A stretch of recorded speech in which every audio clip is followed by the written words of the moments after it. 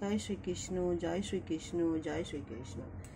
जय राधा रानी की जय, जय सिया रामचंद्र की जय, जय वैष्णो माता की जय। आज आमी श्रीमद् भगवद गीता प्रथम अध्याय বিষাদ যোগ শ্লোক 42 পাঠ করছি।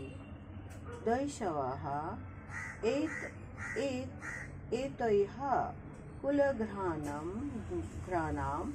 वर्णशंकरः कारकोरिकः उत्सादन्त्यो জাতিধর্মः কুলধর্মः চ শাশ্বতः। অনুবাদ। এখানে অর্জুন বলছে শ্রীকৃষ্ণকে, যারা বংশের ঐতিহ্য নষ্ট করে তার ফলে ওদের অবাঞ্ছিত সন্তান, মানে যে সন্তান কুলকে নষ্ট করে দিচ্ছে, তার সম্মানকে নষ্ট করে দিচ্ছে, তাদের কুজনিত দোষের ফলে সমস্ত জাতি ধর্ম সবারই উন্নয়নের প্রকল্প সব ধ্বংস হয়ে যাচ্ছে। তারা বংশের কল্যাণের, বংশের ঐতিহ্য, বংশের নাম সবকে তারা উচ্ছন্ন করে দিচ্ছে। এখানে তাৎপর্য হচ্ছে এটা কি, অর্জুন যে শ্রীকৃষ্ণকে প্রশ্ন করছে, শ্রীকৃষ্ণ থেকে উত্তর চাইছে, সে বলছে আমাদের সনাতন ধর্মে 4টি বর্ণ আশ্রম আছে।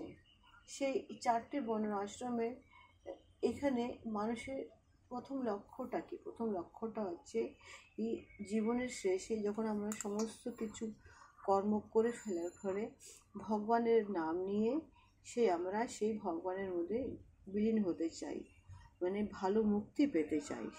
সেটাই তো আমাদের ধর্ম, আর সেটাই আমাদের কর্ম হওয়া উচিত।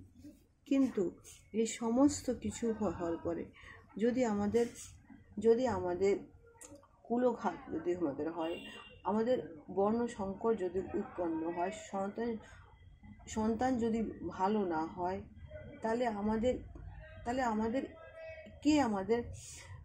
আমাদের কে তাহলে বিধি অনুসারে পূর্বপুরুষকে জল উৎসর্গ করবে, পিণ্ডি দান দেবে, আমাদের উন্নয়ন হবে। এখানে সব তো আটকে যাবে, সব তো এখানে নষ্ট হয়ে যাবে।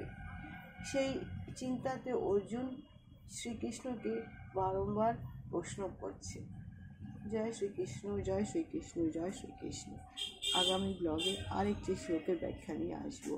আমার কৃষ্ণ নাম যদি আপনাদের কারোর ভালো লাগছে, তাহলে এই নামটা দিকে ছড়িয়ে দিন।